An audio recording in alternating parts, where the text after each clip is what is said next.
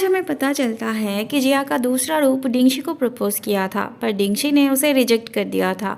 पिछली वाली जिया के साथ ये वाली जिया एकदम मैच नहीं करती थी, इसीलिए डिंगशी कंफ्यूज था। पहली वाली कितनी शांत थी, बोरिंग थी, और ये वाली एकदम उसका उल्टा।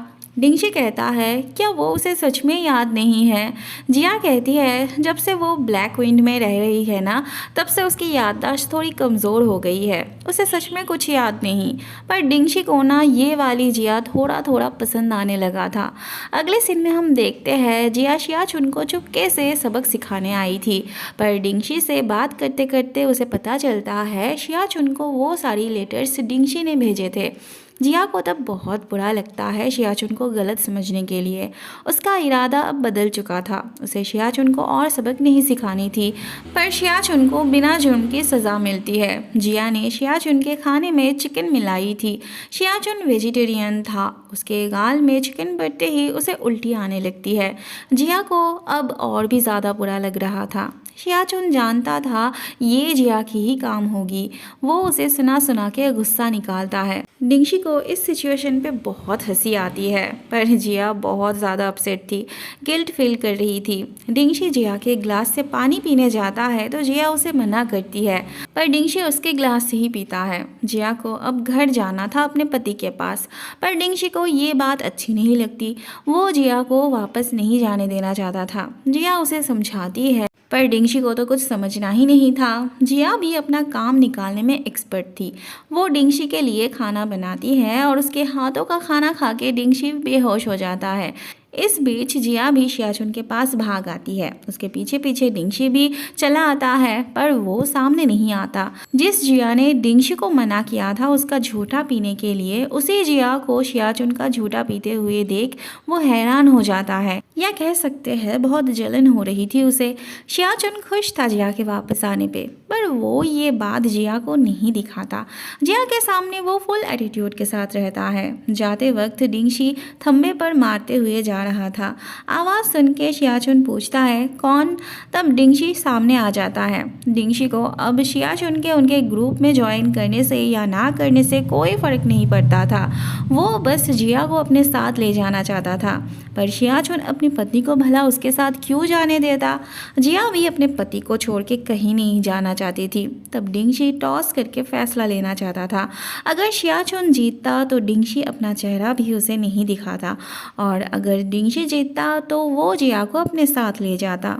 पर दोनों टॉस राउंड को ठीक से होने देते तब ना, किसी को भी हारना नहीं था। इसीलिए कोई भी रिजल्ट आने से पहले दोनों मारपीट करने लगते हैं। मतलब कॉइन को अपने हिसाब से लाने के लिए दोनों ही लड़ने लगते हैं। तब जिया वाज लाइक वाओ, दोनों लड़के मेरे लिए लड़ रहे हैं। फिर जब कॉइन ऐसे टाई होके गिरती है तब दोनों इस हथियार से लड़ते हैं। जिया उन्हें रोकने की कोशिश करती है, पर उसकी बात उनके कानों तक नहीं पहुंचती। तब तो जिया आगे आके खुद चोट खाती है उन्हें रोकने के लिए। डिंगशी आखिरी बार उससे जानना चाहता है कि क्या वो उसके साथ जाना चाहेगी, पर जिया को अपने पति के साथ ही रहना था। डिंगशी बेचारा हारा हुआ महसूस कर रहा था। बाद में उसे पहली वाली जिया याद आने लगती है। उसने जिया के जिस गिफ्ट को तब फेंक दिया था, आज उसी को वो इधर उधर ढूंढने लगता है। मिल जाने पे वो उसे प्यार से अपने पास रख लेता है। अगले सीन में हम देखते हैं शियाचुन जब जिया से बात करने आता है तब जिया उसे इग्नोर करने लगती है, क्योंकि उसे शियाचुन के मुंह से सॉरी सुननी थी। बहुत नखरे करने के बाद वो उससे माफ़ी मांगता है। बाद में जिया शियाचुन को एक ड्रामा की कहानी सुनाने लगती है। शियाचुन भी ध्यान से सुन रहा था, पर जिया लास्ट तक कहानी पूरी नहीं करती। शियाचुन बेचैन हो पड़ता है, उसे एंड तक सुनना था। जिया तब उसे बैठने के लिए बोलती है।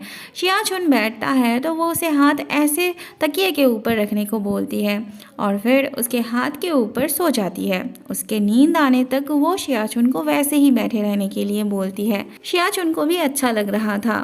अगले दिन टू बाईचोंग से शियाचुन की चुगली करता है, जिस वजह से बाईचोंग भी शियाचुन को फॉलो करता है। पर शियाचुन को ऑलरेडी ये बात पता थी, इसलिए वो उसे चकमा दे देता है। वो जिससे मिलने जा रहा था उसे इन्फॉर्मेशन दी जाती है कि उनके लिए जाल बिछाया गया है। शियाचुन इस बार अनजान था कि बाईचोंग ने उसे ढूंढ लिया था। वहाँ जिया को शियाचुन का लेटर मिलती है जिसमें वो उसे मिलने के लिए बुलाया था, पर उसे देख के शियाचुन तो हैरान हो जाता है। वो तो किसी और का ही इंतज़ार कर रहा था। जिया भी परेशान हो जाती है कि आखिर चल क्या रहा था, क्योंकि उसे शियाचुन का लेटर मिला था और अब वो ऐसे बिहेव कर रहा था जैसे वो किसी और का इंतज़ार कर रहा हो। जिया को लग रहा था उसने शायद वीवी को बुलाया था। थोड़ी देर में शियाचुन को समझ में आ जाता है कि जिया को यहाँ भेजने का मतलब क्या था। वो तब बाइचुंग को दिखा के जिया से रोमांस करने लगता है। बाइचुंग भी क्या करता, वहाँ से चला जाता है। उसके जाने के बाद शियाचुन भी चले जाना चाहता था, पर शिया तो अभी भी उस लेटर की बातों को सच मान रही थी, तो वो शियाचुन से सूरज ढलने तक यही रुकने के लिए बोलती है। पता नहीं क्यों शियाचुन भी उसके साथ टाइम स्पेंड करने लगता है। अगले दिन भी बाइचुंग शियाचुन पर इन्वेस्टिगेशन चलाता है, पर उसे कुछ भी सस्पिशियस नहीं लगती। वो टू से भी शियाचुन पे शक करने से मना करता है। अगले सीन में हम देखते हैं जिया शिन के पीछे देखने आती है कि उनका क्या सीक्रेट काम चल रहा था। फिर वो ज़बरदस्ती जान लेती है। अंदर आके वो इस स्ट्रक्चर को देख के खुश हो जाती है, क्योंकि उसी ने शियाचुन से इस तरह की स्ट्रक्चर के बारे में बात की थी।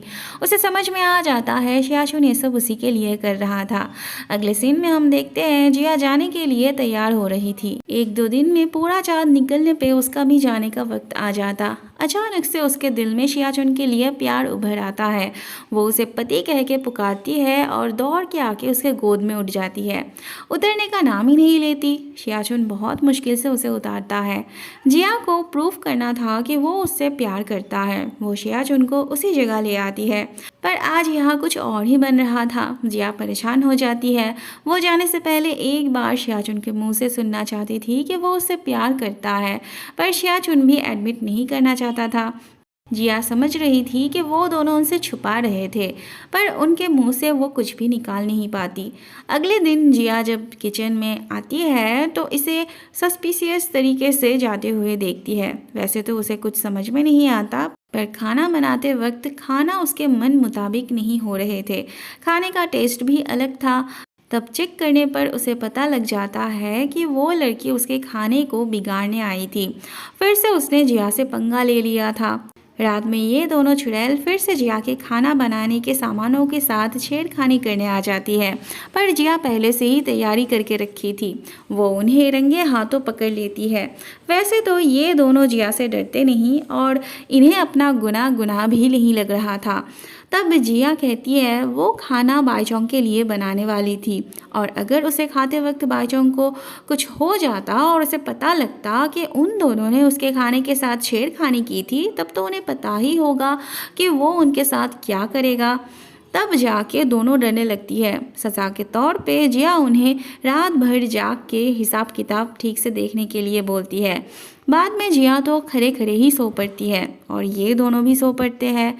सुबह होते ही जिया फिर से उन्हें काम ख़त्म करने के लिए बोलती है। दरअसल जाने से पहले जिया उन्हें सारे काम समझा के जाना चाहती थी। उसके बाद वो इस रेस्टोरेंट की जिम्मेदारी उन्हें दे जाना चाहती थी। देखते ही देखते वो दिन आ जाता है जब जिया को प्रेजेंट में वापस जाना था। वो तो शियाचुन के लिए भी डिनर की तैयारी करती है। शियाचुन इतनी सारी प्रिपरेशन देख के सरप्राइज हो जाता है। उसे बहुत अच्छा लगता है। जिया ने उस दिन नदी किनारे शियाचुन को आई लव यू कहना सिखाया था, पर उसका मतलब नहीं समझाया था उसे, क्योंकि जानने पे शियाचुन बोलता ही नहीं। आज जिया ने आई लव यू लिखा हुआ राइस केक बनाया था, पर शियाचुन को कहाँ ये सब लैंग्वेज आती थी। बिना पढ़े वो खाना शुरू कर देता है। तब तो जिया को ही बताना पड़ता है कि वो उनका सीक्रेट कोड था। शियाचुन को तब भी वैसा कुछ फील नहीं होता। उसके लिए वो तो बस एक सीक्रेट कोड ही था, उसमें कौन सी इतनी बड़ी बात थी। जिया को ख्याल नहीं था कि शियाचुन नॉनवेज नहीं खाता था। उसने ज़्यादातर खाना नॉनवेज ही बनाई थी, तो अब वो पछता रही थी। शियाचुन हैरान होता है जिया का आज का बर्ताव देख के, क्योंकि वो तो इतनी कॉन्सिडरेट नहीं थी। उसे समझ नहीं आ रहा था कि आज उसे ऐसा भी क्या हो गया था। शियाचुन भी पहली बार जिया का दिल रखने के लिए नॉनवेज खाना चाहता है और उसे काफ़ी अच्छा लगता है। उसके मन में नॉनवेज की तरफ जो एक डर था कि पता नहीं कैसा होगा खाने में, वो डर चला जाता है। बाद में जिया शियाचुन से पूछती है कल से अगर वो यहाँ ना रहे, एकदम से गायब हो जाए तो क्या वो उसे मिस करेगा। अब शियाचुन को उसकी बात मजाक लग रही थी। वो भी मजाक मजाक में कह देता है कि ये तो उसका सपना है कि वो गायब हो जाए, उसे और परेशान ना करे, पर वो इतना लकी थोड़ी ना है जो उसका सपना पूरा हो जाए। जिया को उसके जवाब से बुरा तो लगता है, पर वो भी तो पूरी बात बता नहीं सकती थी। आखिरी बार वो शियाचुन के साथ डांस करना चाहती है। शियाचुन पहले मना करता है, पर बाद में उसे राज़ी होना ही पड़ता है।